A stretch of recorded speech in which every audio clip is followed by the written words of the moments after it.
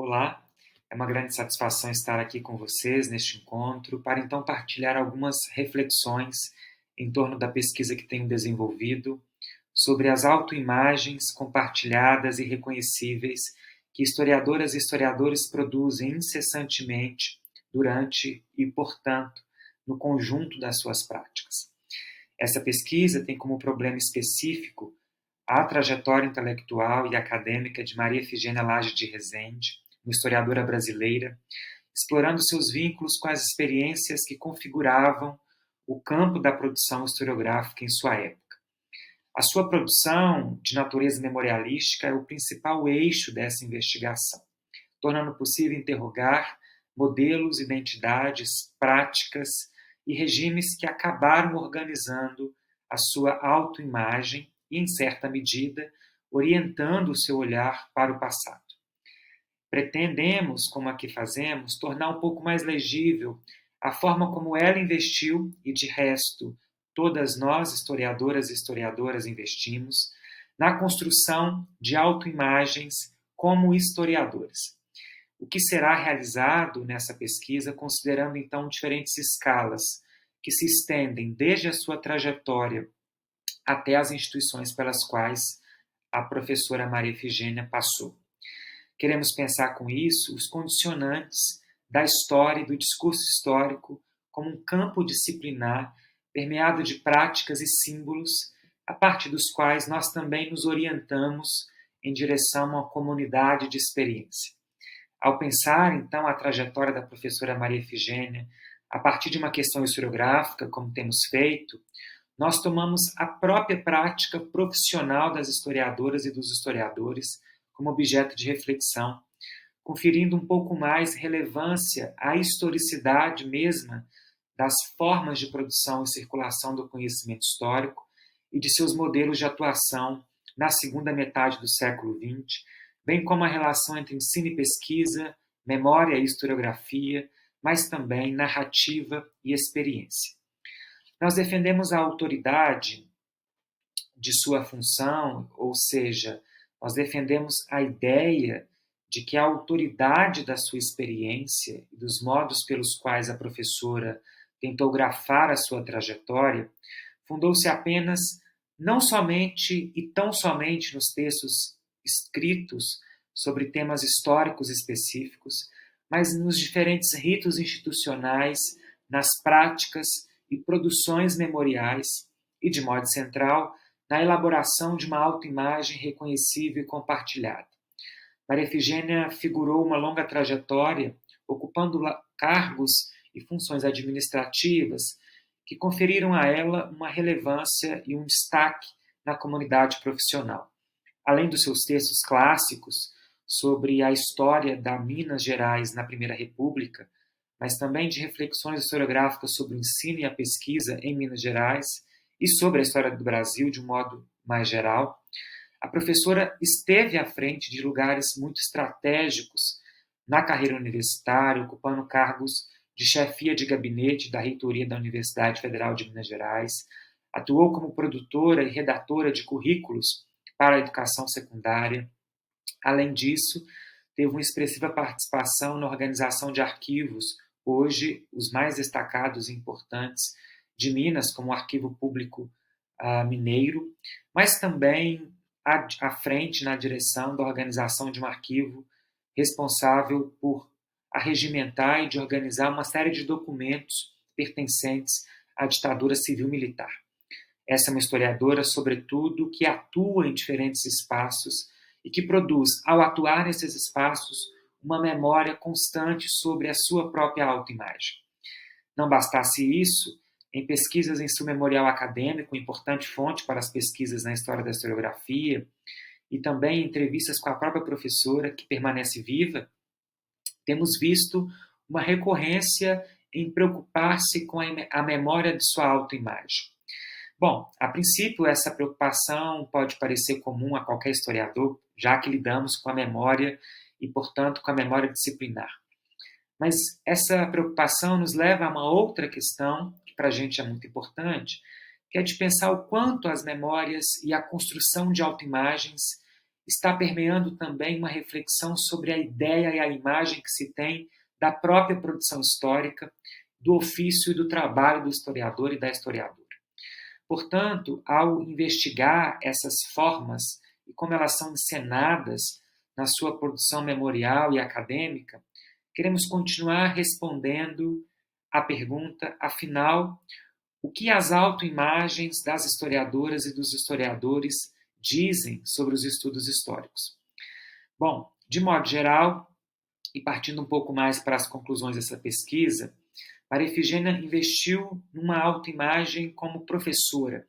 no momento em que o campo disciplinar afirmava personas muito mais vinculadas à escola e educação como primordiais ao ofício da história, do que propriamente à produção de pesquisa em um contexto em que os próprios programas de pós-graduação e de pesquisa estão sendo desenvolvidos e construídos na universidade. Essa persona na docência, inclusive, galgou a Maria Efigênia um espaço fundamental nos círculos de sociabilidade, ganhando aí também um espaço intelectual notório quando ela publica uma coleção didática, editorial, de grande sucesso para as escolas secundárias de Minas Gerais. Essa coleção, Laje e Moraes, ao lado de sua colega Ana Maria Moraes, vai fornecer para Maria Efigênia uma posição no campo intelectual, de notoriedade, de destaque acadêmico, que vai percorrer e acompanhar ao longo de toda a sua trajetória na carreira acadêmica. Essa professora, muito preocupada com o ensino, que atravessa a universidade em reforma, que se desvincula a um projeto catedrático de ensino para então afirmar-se no modelo departamental de pesquisa e ensino, traz consigo algumas reflexões sobre a própria prática historiadora, quando então passa a escrever seus primeiros textos acadêmicos sobre temas históricos específicos. O primeiro deles, a sua grande tese de livre docência, que funciona na sua carreira como uma espécie de passaporte por meio do qual ela estabelece um vínculo com a universidade ao se constituir como pesquisadora. Essas personas, ora mais, ora menos, vão configurando-se nesse interior do campo intelectual como dispositivos mesmos de vinculação da sua autoimagem aos modelos de produção e do que era considerado pesquisa relevante ou o que era visto como um trabalho significativo no campo da historiografia. Finalmente, essa professora, que também se dedica a exportar a sua produção, a falar a um público mais amplo, vai investir na produção da historiografia de Minas Gerais como grande bastião da sua produção, mas ao fazer isso, o que Maria Efigênia pretendia fazer era entender a história do Brasil a partir da escala de Minas Gerais. Minas Gerais, na Primeira República, certamente se destacava por ser uma das principais forças políticas daquela instância, e, a partir de então, essa historiadora começa a galgar cada vez mais formas de reconhecimento mais estáveis no campo disciplinar. Veja, esse percurso de busca incessante por uma afirmação de si como historiadora requer de nós uma atenção específica aos modos pelos quais essa construção vai se dando. Justamente porque é no investimento na persona como professora, em seguida, o investimento na sua persona como pesquisadora, e, finalmente, essas personas configurando a ela um lugar de historiadora, é que para Maria Efigênia faz e produz um efeito muito significativo em sua trajetória ao inscrevê-la no campo da memória disciplinar como um modelo a ser seguido, como uma prática a ser vista e revisitada, mas também como uma experiência a ser apreendida e deixada para as próximas gerações. A gente pode se perguntar, como de costume, e com grande importância, afinal, como é que essa sorte de coisas e experiências vão organizando e reorganizando os percursos de forma bastante significativa. Claramente, fugindo da ilusão biográfica que a sua análise poderia propor e sugerir, nós gostaríamos de concluir pensando com essa trajetória outras perguntas que podem ser muito úteis na nossa reflexão sobre o campo historiográfico, sobre a produção do ensino e da pesquisa em história, mas também e, sobretudo, sobre o trabalho das historiadoras e dos historiadores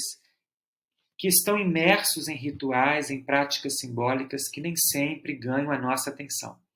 Com essa pesquisa, nós queremos ampliar a reflexão sobre a produção memorial, especialmente a construção e escrita de memoriais acadêmicos, que tem nos servido, como pode servir a outras pesquisadoras e pesquisadores, como uma fonte bastante fortuita e rica para se pensar o campo da história da historiografia, da teoria da história, mas também do ensino de história. E 3 décadas após a escrita do seu memorial, nós podemos perceber que na sua trajetória e no seu investimento em torno das suas memórias, essas lembranças que hoje são marcadas por problemas de saúde, que já cerceiam, de certa forma, o nosso acesso a esse passado, continuam a nos interrogar sobre o ofício a que Maria Efigênia recorreu em toda a sua vida para sobreviver ao tempo. Tendo agora, já depois dos 80 anos, dificuldade de se lembrar naturalmente, ela se dedicava a nos receber em sua casa a partir dos seus métodos de historiadora. Foi ainda organizando seus documentos e essas personas várias que ela constituiu em sua trajetória que Maria Efigênia tenta se lembrar de si mesma. Afinal, como funciona a memória de historiadoras que já não se lembram? Como podemos pensar uma prática historiográfica que se ancora no ofício da memória para pensar questões cada vez mais problematizadoras do nosso campo? Tendo dificuldade, então, de se lembrar naturalmente, com os livros na mesa, idas e vindas no seu escritório, com a sua estante que organiza a sua produção bibliográfica ao longo de toda uma vida, fotografias, anotações à caneta e, não raras vezes, a mão firme sobre as têmporas, tentando realmente se lembrar daquilo que viveu, estamos diante de uma trajetória, como muitas outras que encontramos no nosso dia a dia de pesquisa, de uma narrativa pesquisando a sua própria vida, tentando lutar contra o esquecimento. E é na construção de sua autoimagem e de suas autorrepresentações, os vestígios que ela mesma guardou, organizou e que são agora expostos permanentemente em sua casa, nas bibliotecas para as quais ela enviou a sua obra e que guarda e, de certa forma, funcionam como guardiãs também da sua memória, são estes para os quais ela olha e, ao acessá-los, então pode contar outras histórias sobre si mesma. A historiadora, que não fugiu da sua cabeça, como essa mesma trajetória aqui para a gente, numa perspectiva crítica, recompõe uma trajetória de pesquisa bastante vigorosa em nos fazer pensar sobre o ofício da história, é a mesma que mantém vivo e perseverante o seu desejo de lembrança, que reata o lastro de sua experiência e que reencena para nós a sua própria história ao abrir uma série de possibilidades com as quais podemos pensar. Ainda que reste em seus documentos, nas memórias, nos textos, nas entrevistas e em sua trajetória, o silêncio. Para a gente, tão fazedor de narrativas quanto a própria palavra. Queremos, com essa pesquisa, então, pensar e continuar interrogando o modo pelo qual nós nos constituímos historiadores e historiadoras dentro de um universo permeado de práticas simbólicas, rituais e determinadas representações em torno do que é fazer história, escrever, pesquisar e ensinar história nos mais variados contextos a que nos submetemos, mas também aos espaços nos quais nós nos engajamos, como historiadores também de uma história em constante problematização e diante do próprio espelho da historiografia. Agradeço a oportunidade, espero que essas reflexões nos sirvam para ampliar ainda mais a nossa reflexão em torno das nossas próprias práticas. Muito obrigado, até logo.